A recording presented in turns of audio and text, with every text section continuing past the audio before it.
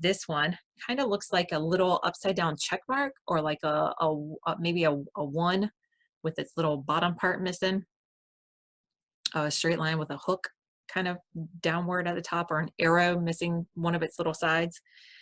And this is Laguz. Laguz.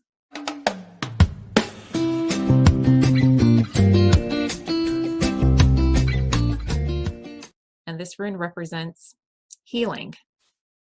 Healing.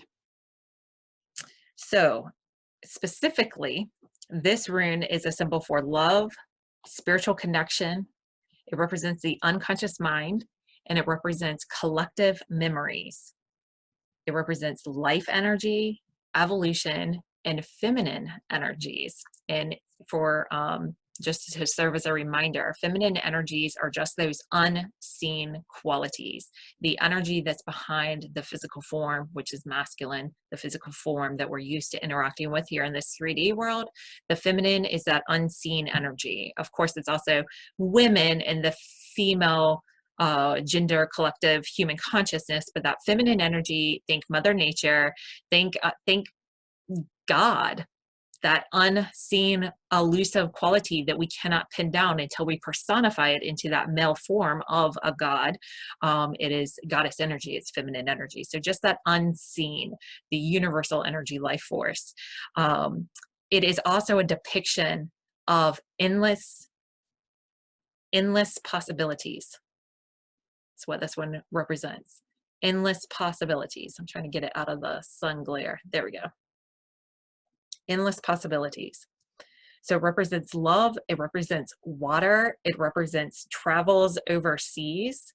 And anytime that water or travels overseas come to any of these readings, I always take that as emotional waters, journeying and traveling through our emotional waters.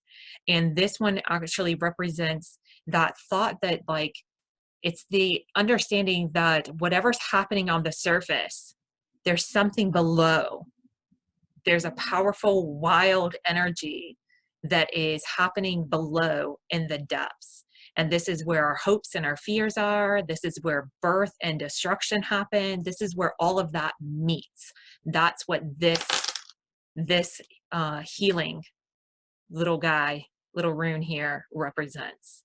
So when we think of healing, when we think of Laguz, when we think about the spiritual connection, that deep subconscious mind, our collective memories, that deep, dark, wild, tumultuous places down at the bottoms of our ocean, depths of our being, that place where our hopes and our fears clash and collide, where it's that wild, turbulent energy, this is what this rune represents. Could it be any more potently pointing to our current situation and our recent past over the last couple of weeks?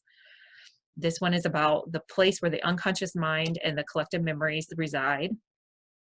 This is about discovering the depths of your life, the depths of life itself, the depths of yourself, and the depths that are found through open, honest connection with others. How freaking cool is this? So wild energy must be respected in order to gain success. That's what it's here to remind us.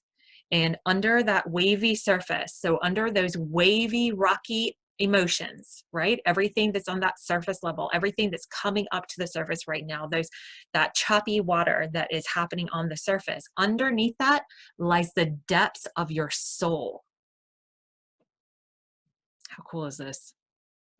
This one's all about guidance during difficult times and about finding truth and revealing secrets.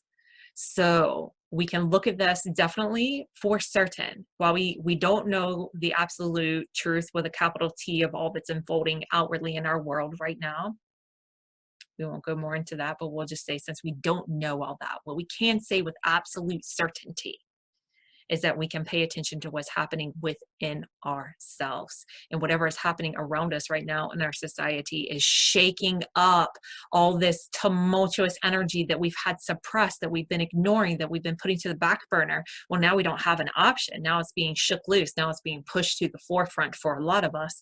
And as we are feeling those emotional, choppy surface waves happening, this is a time to remember we have the depths of our soul to anchor us, that there is so much more to the story, that there is so much more that is happening than just the surface stuff that's coming up for us. So this healing that is happening, it is not the healing of baptismal water, of this, trickling of holy water on the forehead. This is the throwing in and getting sucked and pulled by the undertow and the current of the ocean, but then remembering that it's not about fighting that energy, it's about aligning with that energy and using that life force energy and becoming one with that life force energy, so that you can go with the flow of the ocean and eventually find yourself back out of that underpool, that undertow that happens. You can tell that I grew up on North Carolina coastal areas, because I'm very familiar with that strong undertow that can happen with the ocean, and it can pull you under. So if we look at it like this societal ocean that we're all swimming in and being a part of, with all this surface waviness of uncertainty and fear and worry and doubt and whatever it is coming to the surface, remember it's all coming from this bottom wild energy quality of life that combines the hope and the fear, the birth and the destruction, because it is all one thing. And it's in our division of it all and our labeling of it all and our deciding and knowing of what it all is that it becomes either or. So this is bringing us back to that oneness, back to that wholeness, back to the all that there is, and it's doing it through this healing process of recognizing the depths of ourselves, recognizing the depths of this life that we are participating in, the depths of our souls. Cool stuff.